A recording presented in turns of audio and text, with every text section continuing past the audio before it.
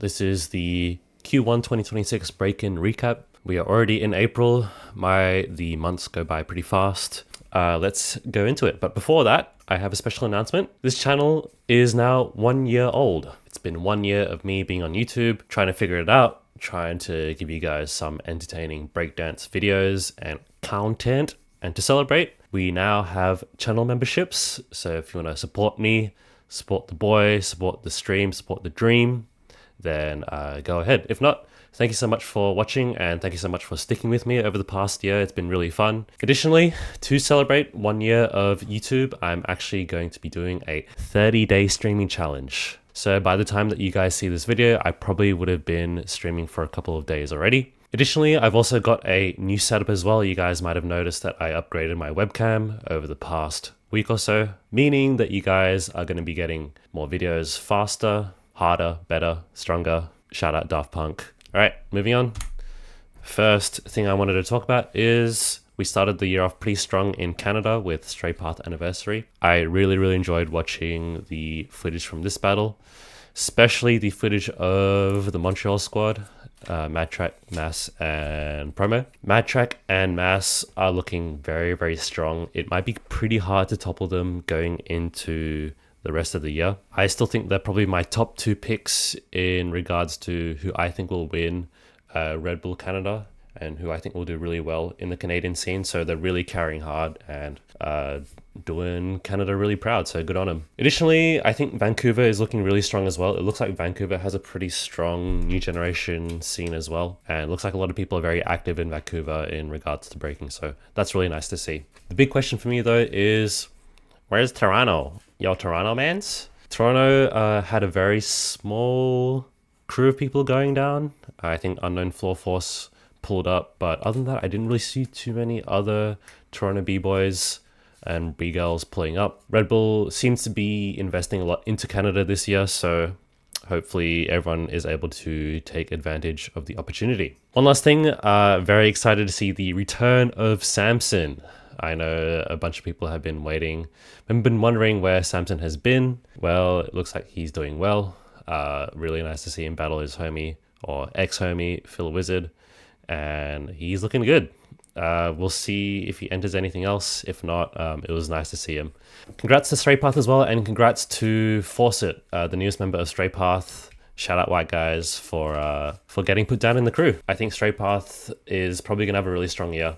So I'm looking forward to seeing more of them, looking forward to seeing more of Vancouver and Canada footage as well. Next, we're going to go down to Vegas, Nevada for the next big jam, Full Force Anniversary. I also think that Vegas and Nevada has a really strong new generation scene. I'll be talking more about that in a little bit. The Rizzlers raising the roof, lots of kids going crazy with the power moves and power move combos. Of course, with breakdance kids comes breakdance mums. And so you might argue that the crowd, maybe the vibes at Full Force Anniversary didn't look as raw or didn't look as hype as maybe it was in the past. And maybe you could argue that the presence of breakdance mums maybe kills the vibes of the jam, who knows? But we've got breakdance mums at jams now. This is something that's kind of new for me to see. That doesn't really happen out here in Australia. So it's kind of nice to see the mummies pulling up to support the kids. Big controversy of the jam is Stray Path versus MTK. Stray Path pretty pissed, pretty cheesed that they got robbed. I thought they did a great job in the battle. They really came through with the routines and came heavy. Almost a little bit overkill, maybe one could argue. I thought Stray Path took it personally. You can make a case for MZK in this situation. Anyway, Stray Path is probably going to continue to win like a shitload of jams here anyway, so who really cares? Next jam, we're going to fly over to Europe. This is Overflow Jam. I had a fun time watching this battle as well. Looks very healthy. It looks like they've got a good production team as well, and it looks like they've got good support. It's nice to see the community pulling up to support the European underground, and it's nice to see people like Geordie, like Rob, like Jazzbear, bigger names in the European scene pulling up to support and throw down. I personally like the concept as well. I saw a lot of really interesting, amazing talent in this battle, and the European scene looks really strong in this regard. I think the styles coming out of Europe are super interesting and super nasty to watch. Looks like the jam is growing as well in terms of audience turnout and just general production quality. They had no limits this year, film all the battles, and they had a really good DJ team as well. Shout out DJs. The DJs, I think, killed it. Next up, we're going to go to Asia. This just happened recently, a couple of weeks ago. This is Radikal Forze Jam. Radikal Forze Jam happening in Da Nang, Vietnam. We have Osada Forms holding it down for the Global South. I think they're the only Asian crew, or the only Asia Pacific crew, to make it all the way to top 4. So shout out those guys. Shout out the locals, Harry, Vin, for holding it down for Sydney, and Bob holding it down for Japan as well. I really enjoyed watching this team. I think Harry is going on an amazing run right now. This is also the Russia show. This jam attracts a lot of Russians. I think Russian people love going to Vietnam to holiday, so why not? We had Grom, Bumblebee, and Nord Diamond take it up, so good for them. Hope you guys got drunk on the beach. Next, this one just happened quite recently as well. This is Undisputed Tokyo. This is one for Japan. Hiroten, Ishin, Shigekix going Super Saiyan mode. These guys are kind of like the famous celebrities of break-in in Tokyo or Japan right now. Once again, just showing how strong and dominant these guys are in their scenes and in the general wider breaking scene. Internationals, though, still pulling up, representing. I haven't seen all of the footage just yet, but we had some squads from Italy, from Russia. We got the Indian squad as well. Shout out the Indian All-Stars. It was nice to see them pull up and nice to see them have a chance as well, getting opportunities that maybe they didn't really get in the past. Though in all the footage that I've seen so far, I think the Japanese level on an average is still really high, arguably the highest in the world right now in my opinion, with maybe France coming in at a close second. Next, we're going to reel back to a couple of months ago in February for Make History 4 in Oakland. Shout out to this battle. This battle always looks really fun,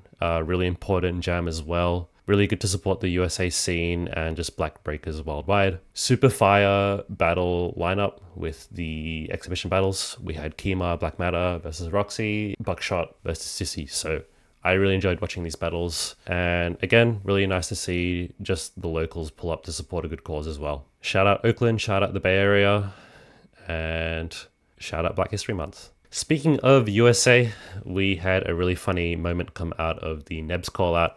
I know that drama was probably keeping the scene entertained for a good 3-4 days. I myself watched this battle on stream. If you guys didn't know, this was a callout battle that happened in the DMV.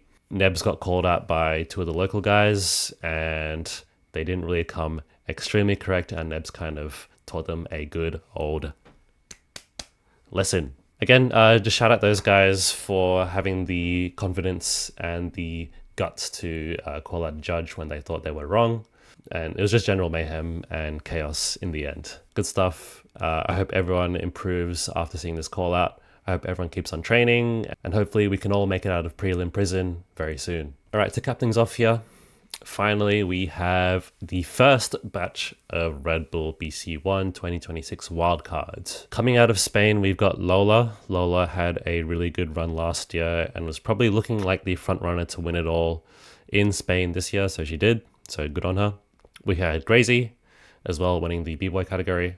We had a cypher in Kazakhstan, won by Aizara and Abdukar. Both of these guys look like new gens coming out of Kazakhstan, so it's nice to see the young ones take it out for the win. I think it'll be a good experience for them to go out to Toronto and experience the wider breaking scene. Last but not least, we've had Ireland so far as well, with Amy and Alion coming back to take the title. So good job for them. Hopefully they keep on training and they can do their countries proud. Additionally, we also have some more Red Bull ciphers as well. We've got Germany coming up pretty soon. Germany will be a pretty big deal as well, coming up at the end of March on the 28th to 29th. I think this video will come out around then, so keep an eye out for that.